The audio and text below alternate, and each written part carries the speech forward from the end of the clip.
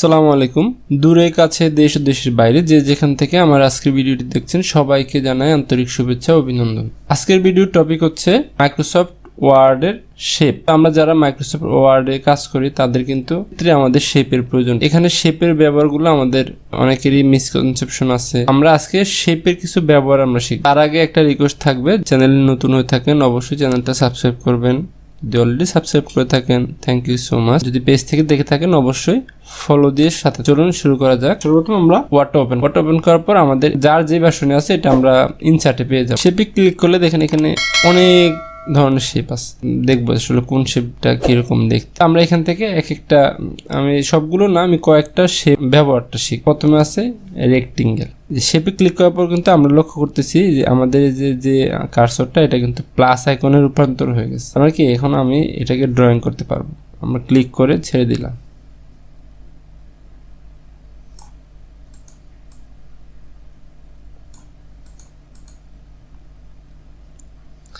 ঠিক আছে, আচ্ছা। তারপরে এই যে একটা শেপ আমরা নিলাম, নেওয়ার পর আমরা এখন এই শেপটাকে কিন্তু আমরা আবার ফরম্যাটিং বা কাস্টমাইজ আমরা করতে পারবো। এখানে আমি আরেকটা শেপ নিচ্ছি, চার্ট শেপ, এটা নিচ্ছি। আমরা শিপ ধরবো যাতে এটা একভাবে ড্রয়িং হয়। শিপ না ধরলে কিন্তু একদিকে কম একদিকে বেশি এরকমভাবে ড্রয়িং হয়ে যেতে পারে। আচ্ছা, এই যে একটা শেপ নেওয়ার পর এখান থেকে আমরা চাইলে কি, এখানে অনেক অপশন আছে। এই শেপ আছে শেপ ফিল। শেপ ফিল হচ্ছে যে কালারটা, তো আমরা এখান থেকে নিচ্ছি যে এখান থেকে যে কালার আমরা চাইলে কি এটা চেঞ্জ করে দিতে পারি। যেমন আমি এটা সবুজ দিলাম। শেপ আউটলাইন, এটা আমরা নো আউটলাইন দিয়ে দিই।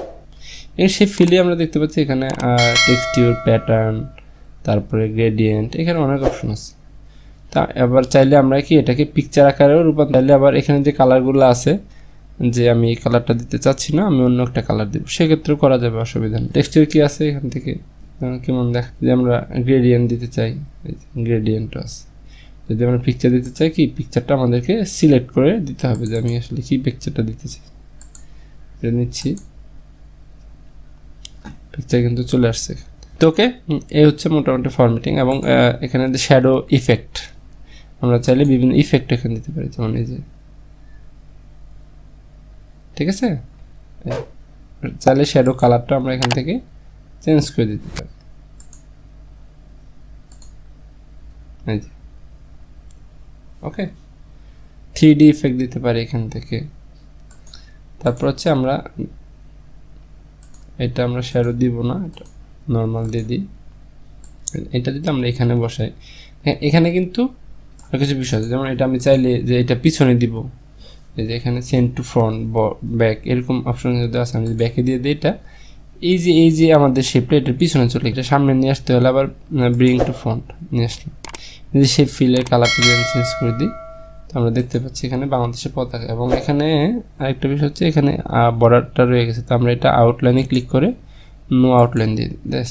তো আমরা চাইলে এটাকে আবার দুইটাকে একসাথে গ্রুপ করতে পারবো। কীভাবে, একটা সিলেক্ট করলাম, এখন আমরা শিফট ধরবো, আরেকটাতে ক্লিক করলাম, করে রাইট বাটন প্রেস করে গ্রুপিং, গ্রুপ। দেন এখন আমরা যেখানে নিব এটা কিন্তু দুইটা একসাথে যাবে, ঠিক আছে। কপি করি, কন্ট্রোল ধরে যদি আমরা প্রেস করি তাহলে কিন্তু এটা কপি হয়ে যাবে, ঠিক আছে। আচ্ছা, এগুলো একটা শেপ। আরও এখানে কি কি শেপ আছে আমরা একটু দেখি। এখানে এই যে রাউন্ড কর্নার আছে, তারপরে পিরামিড আছে, ট্রায়াঙ্গেল দিই,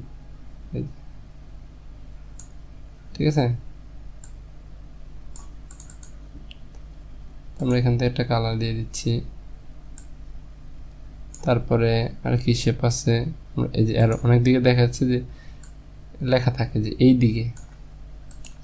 তো আবার আরেকটা বিষয় হচ্ছে শেপের মধ্যে কিন্তু আমাদের এমনিতে নর্মালি কিন্তু লেখা যায় না। তা আমরা এটা লেখার জন্য আমরা কি করব, রাইট বাটন প্রেস করে অ্যাড টেক্সটে যখন ক্লিক করব তখন এটার মধ্যে লেখা যাবে, ঠিক আছে। এই যে লেখা যাচ্ছে, এবং চাইলে এই লেখাগুলো আমরা চেঞ্জ করে দিতে পারছি, এদিক থেকে এদিকে, এদিক থেকে এদিকে, হ্যাঁ।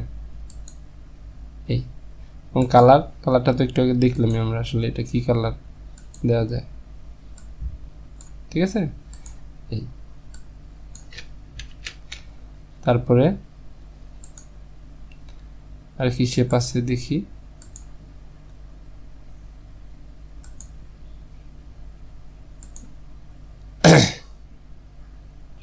তারপরে যে এরকম অনেক শেপ আমরা এখান থেকে পেয়ে যাব।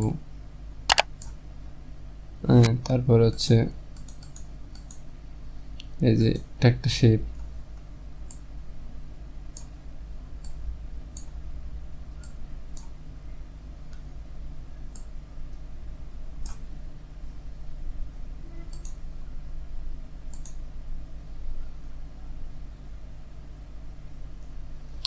তো এখান থেকে যেমন এই যে একটা শেপ,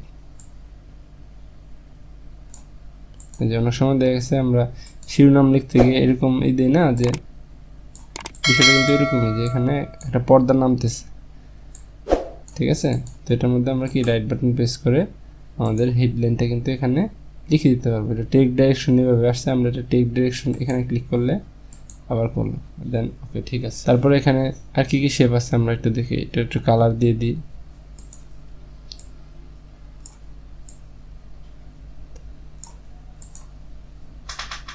ইনসার্ট শেপ, এখানে অনেক ধরনের শেপ আছে।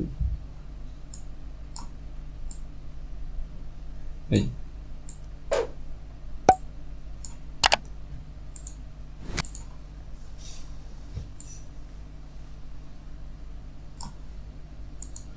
তো এখানে অসংখ্য অগণিত শেপ আছে। এই যে এই শেপগুলো ব্যবহার করে আমাদের কাজকে আরো আকর্ষণীয় সুন্দর করে তুলতে পারে। তো এই ছিল আজকের ভিডিও শেপ সম্পর্কে একটু ধারণা দেওয়ার জন্য। আমরা চেষ্টা করব যে সবগুলো শেপই ট্রাই করব, আপনারা সবগুলো শেপই নিয়ে ট্রাই করবেন, প্র্যাকটিস করুন, দেখবেন যে কোনটা আসলে দেখতে কেমন হয়। তো মোটামুটি শেপ সম্পর্কে কিন্তু একটা আইডিয়া আপনাদের চলে আসবে। আজকের মতো এই পর্যন্ত, আগামীতে দেখা হবে নতুন কোনো ভিডিওতে। সে পর্যন্ত সবাই ভালো থাকবেন, সুস্থ থাকবেন এবং অবশ্যই আমার চ্যানেলটা সাবস্ক্রাইব করবেন। পেজ থেকে দেখলে ফলো বাটন একটা প্রেস করে দেবেন। তো ধন্যবাদ সবাইকে, আসসালামু আলাইকুম।